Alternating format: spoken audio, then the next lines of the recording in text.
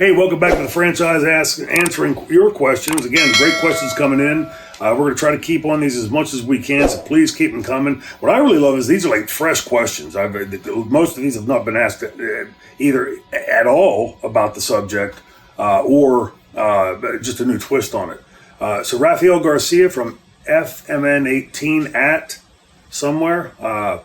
Shane, I loved your series of matches against Raven in the ECW in 1996, heel versus heel, basically.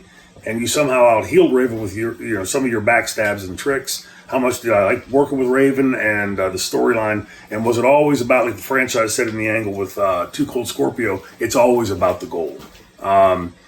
First of all, Raven and I have a great chemistry. We have a real respect for each other. I'll tell a very quick abbreviated version of the first night he came in as Raven. We were in a high school, I believe, in New Jersey on a Friday or a Thursday show. And Paul said to me, please stick around. I have a new guy coming. I need you to watch his promos. And he never told me it was, Scotty. And Scotty got there. And the last time I'd seen him, he had still the clean cut, and the sweaters and that kind of thing. And this guy looked like Slash, hair down in his face, the long, kinky fro, the shirt wrapped around his waist and the leather jacket over top of that and the jeans, the grunge look. We were in a laboratory, a chemistry lab downstairs. And about halfway through, I caught myself like this. Just sucked in. Just the promo just pulled me in.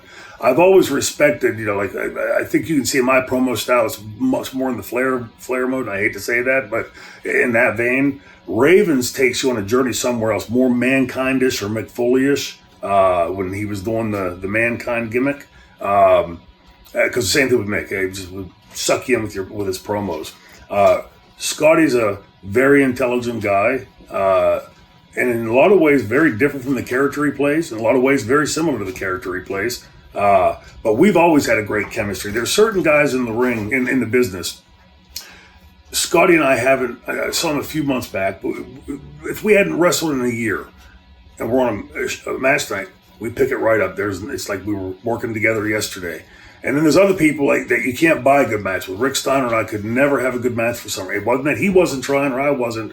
It just didn't quite work, and I take the blame of that. But with Scotty, with Raven, he was so good in the ring and our styles were so different.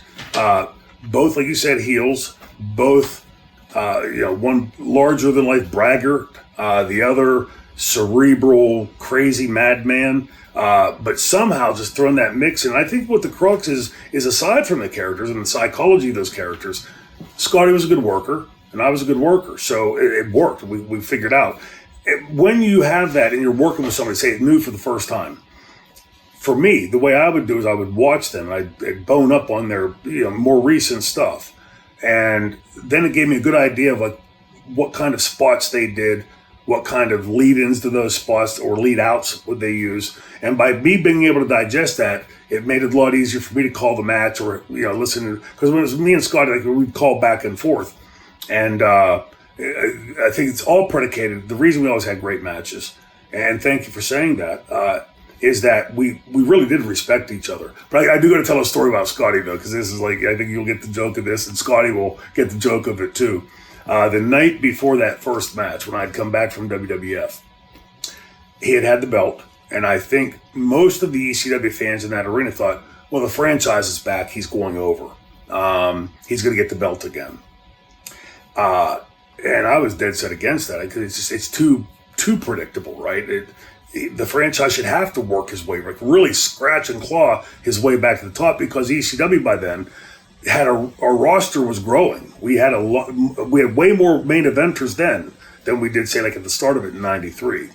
And so it shouldn't just be he comes back and just gets it handed to him, right? I should have to work my ass off. And Paul, it's a little quip about Paul. Paul and I didn't say a word to each other for 6 months. And when I came back, I guess it was sort of like my penance to, hey, you went to the La La Land and now you're back and we're not going to talk to you because we're mad. But Raven, we would stay at the different hotels near the Philadelphia airport than the rest of the boys. Because we knew the fans would be around wherever the boys were staying. And, Francine and I, Paul did not want that to leak out that was not a legitimate relationship. And so we'd always stay at a different hotel.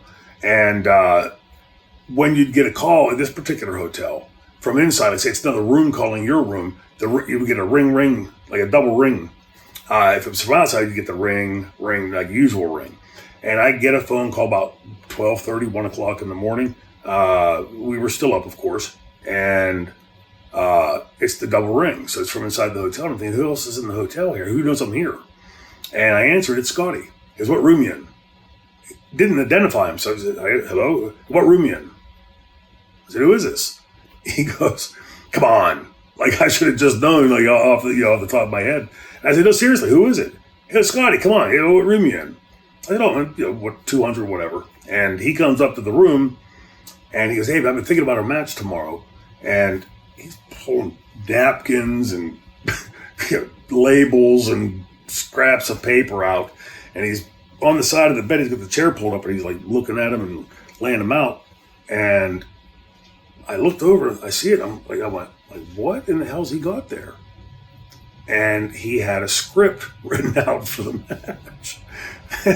And at first he's joking me, right? And ribbing me. And I'm looking at him going, so he goes, yeah. So I was thinking, if we could change anything of this, but I walked over and I go, is that a script? He goes, no, it's just like the layout of our match. So I'm looking at it. It's the same thing I'd seen from other people.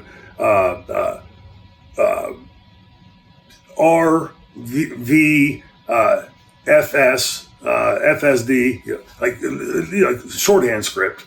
And he's got this whole match laid out. He's got like a line of, my hands are off screen, but he's got a long line of these papers laid out on the bed. And when I realized he's being serious, I walked over and I skinned all together and crunched them up and threw them in the garbage can. I said, we'll call him the ring tomorrow. And he goes, yeah, what was I thinking, But we've always had a great respect for each other. We've always had a good friendship, although we ran in different circles. But I think that the crux of it for us was I could tell just watching him.